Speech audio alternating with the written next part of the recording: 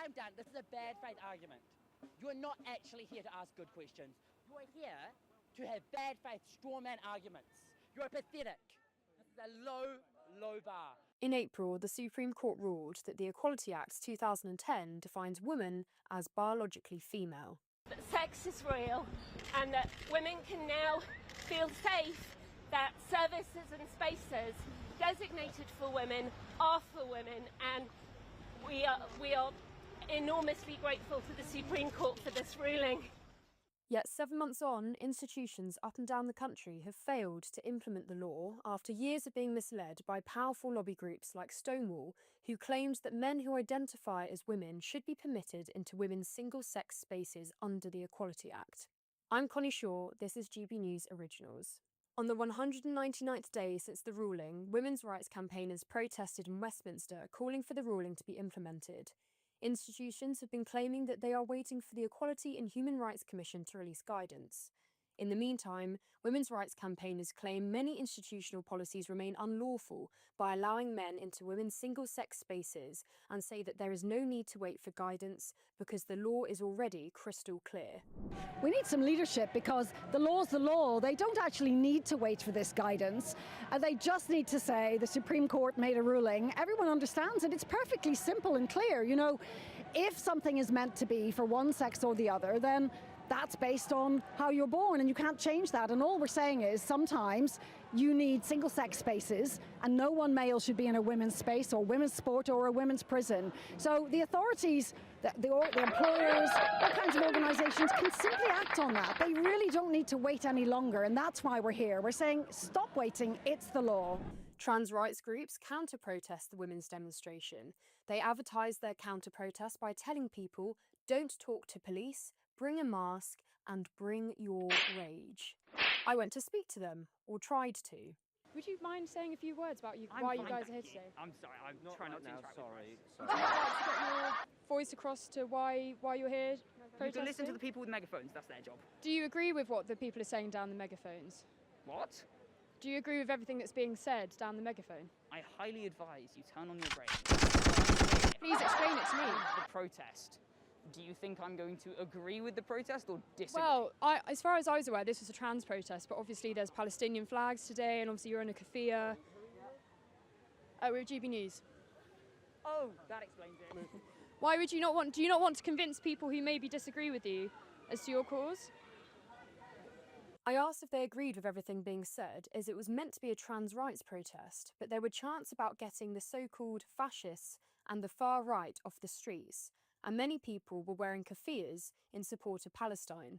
I also wondered whether the young people at the protest knew about Sarah Jane Baker's history, who was leading the chants. Baker was convicted in 1989 for kidnapping and torturing a relative, leading to a 30-year sentence.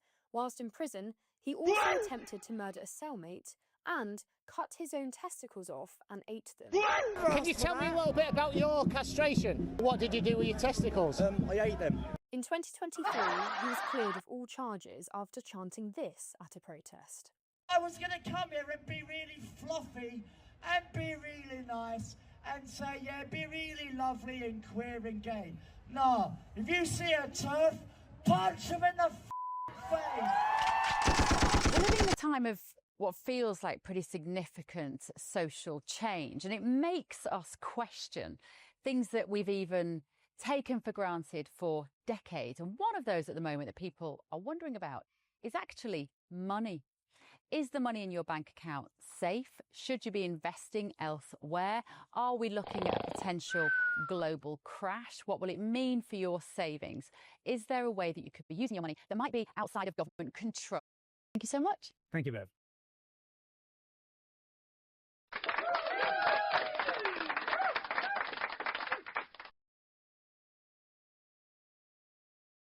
It was almost impossible to find anyone who was willing to speak to me, especially as one man was telling people I went up to not to speak to me, instead of letting them make their own decision.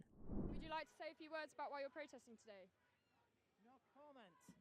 No comment? You don't want to get your message across to the nation? No comment. You don't want to try and convince... Are you not here to try and convince people of your cause? Would you like to say a few words about why you're protesting today? I don't want to say anything. Despite the man's best efforts to deter them, eventually someone was willing to speak to me to the sound of anti-GB News chants.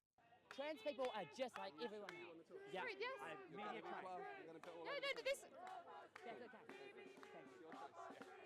Trans people are just like everyone else. We just want care, we just want health care, we just want to be treated like everyone else.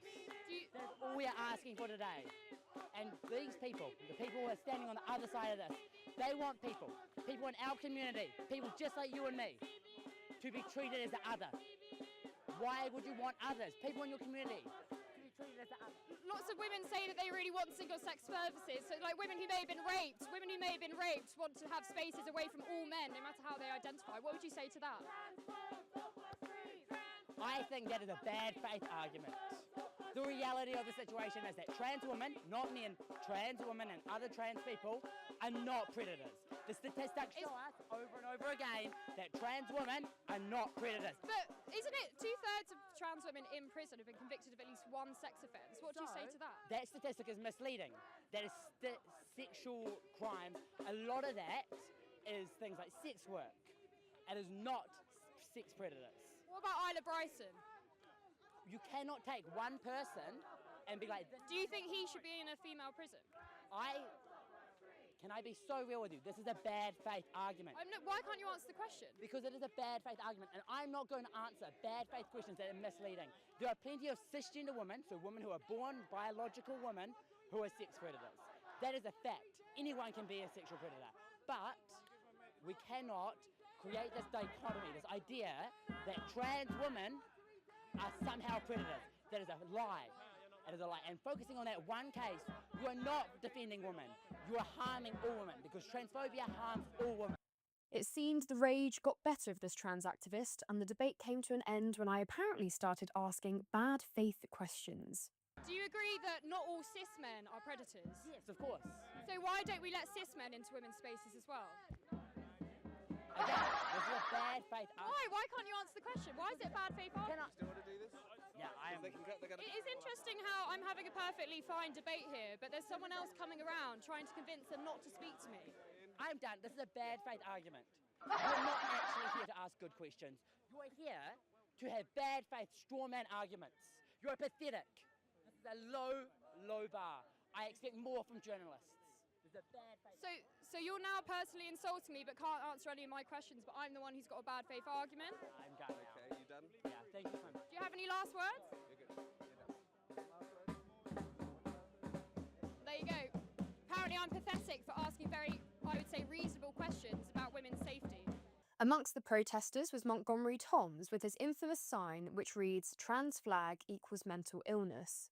Back in July, he was arrested by 11 police officers and detained for 11 hours. Currently, I'm being arrested for expressing freedom of speech. This gentleman has committed an offence by displaying sign or writing that is likely to cause harassment, alarm or distress. I'm wearing a sign which says the trans flag, which is included in the Pride demonstration at great lengths, equals mental illness, which is greatly the case. That is why young people have been mutilated. That is why young people have been... That's why the Tavistock Clinic was closed down for mutilating young people. I'm now going to be searched. Apparently I'm provoking, apparently what I'm doing is harmful. I've done nothing wrong. I've exercised my right to demonstrate. I've exercised my right to protest. I've exercised my inalienable rights, God-given. The UK used to be free. Did you remember those times? But in lockdown, we didn't see that, did we? We saw the police behave horrifically. We see what the police are doing now, cuffing me for what? Freedom of expression, freedom of speech, inciting nothing. I had calm, rational debates with people. I was not disrespectful. I love people. I'm a Christian. Of course, police don't like Christians these days. He was finally released on pre-charge bail conditions that prohibited him from entering the city of Westminster and was confined to residing at his home address. He was told he could be charged under the Public Order Act with causing alarm, harassment or distress. The Free Speech Union gave him legal assistance, overturned his bail conditions, and he was freed of all charges. There was a brief tussle between protesters and independent journalists. In total, 3 people were arrested, 1 on suspicion of criminal damage, and 2 others for breaching public order conditions put in place by the Met Police. There was a stark contrast between the atmosphere of the trans rights counter-protest and the women's rights protest.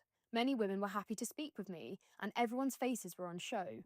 It's enough is enough. The law is clear. 88 pages made it very clear no one's rights are being stripped. Women's rights were reinforced.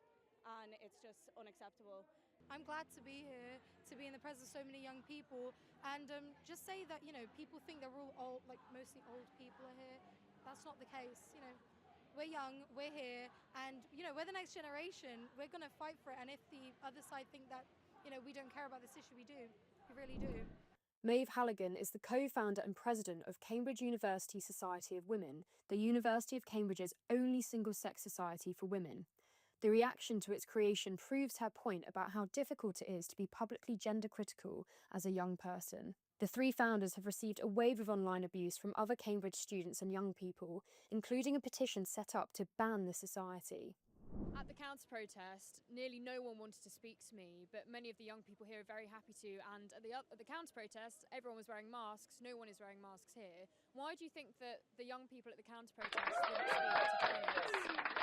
Well, in part because they associate certain news platforms or publications with basically just an entire political belief set that they refuse to have anything to do with. That's in part because I will say there's quite a sort of willful ignorance on the part of some young people, so they don't want to engage in anything they deem right-wing, and they chuck around that, but also the term far-right incredibly irresponsibly in my view. So with you is to, as they would put it, be complicit in the fact that, you know, you're, by their view, peddling beliefs that they disagree with, that ironically, you know, they think are really damaging. Bear in mind they're the ones saying that children should, you know, take drugs. If a newspaper that was as explicitly pro-trans wanted to speak to you, would you speak to them? 100%, yeah. In part because I think it's really important that we do have discussions across this divide before we, you know, ever deepening divide really, before we have, you know, heated debates and people get angry and people get personal. If we can talk first, that hopefully will remove a need for argument later, because argument is really especially I've not seen many young people talking to each other and disagreeing within the issues surrounding transgender ideology. Like, you see a lot of adults discussing it, and you'll maybe see one young person talking to an older person. But young women especially, or young people more generally though, it's very rare that they're able to discuss and debate this stuff because people would rather almost not touch it. For example, at university I experienced that a lot of people, if you bring it up, people are instantly kind of, they're stressed and they want to leave the conversation. So we need to normalise talking about it, first and foremost, I would say, because that means that we can hopefully come to some conclusions and empathise better with one another. I asked people on the Women's Rights March what they thought the reason was as to why the trans activists didn't want to speak to us. Their answers were all the same. Well, I just think there's not a lot of argument, is there? It's all emotion, it's all feelings. There's just not a lot of substance, I don't think, to any of their discussions. There's nothing to their arguments. Actually, having the conversation means they're going to have to think about difficult questions. They don't have answers to questions when they're actually asked. They just have mantras. That's all they ever have. And when you actually ask them a question, they'll just threaten you. And they don't like the truth coming out, because then their whole house of cards tumbles as soon as the truth comes out. I spoke to Maya Forstatter, who won her case at the Employment Appeal Tribunal in 2021, which established gender-critical beliefs that biological sex is real and immutable as being protected under the Equality Act. Are you disappointed at the rate at which things have changed, and how long do you think it will be until sanity will be restored on this issue? Well, I think this year we've come a long way. The Supreme Court judgment was absolutely clear, and we wouldn't have got that without my judgment, and then without hundreds and hundreds of women standing up and speaking up and then taking the arguments all the way to the Supreme Court. So we've got the law on our side, and now it's just up to the government to follow the law. The fight for women's rights is clearly far from over. The question is, if the law is not enough to make institutions stand up for women, what will it take? I'm Connie Shaw, this is GB News Originals. Don't forget to like and subscribe.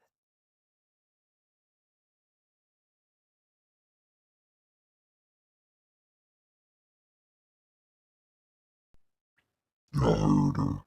Don't forget to like it, share, and subscribe. This is your Silver Stranger 01. Wow.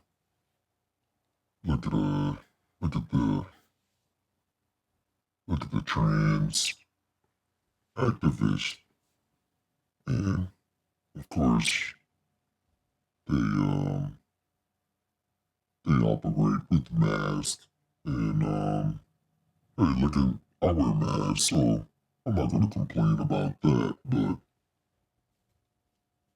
hey, just stand on what you're gonna say. I mean, the point of wearing the mask is so no one knows who you are. So that's even more of a reason for you to set out and have the conversation. You know, it's not like anyone knows who you are. Have the conversation, say what you really think, and with the best idea win. Anyway, y'all know what it is. Before y'all hop up out of here, be sure to like, share, and subscribe. Peace.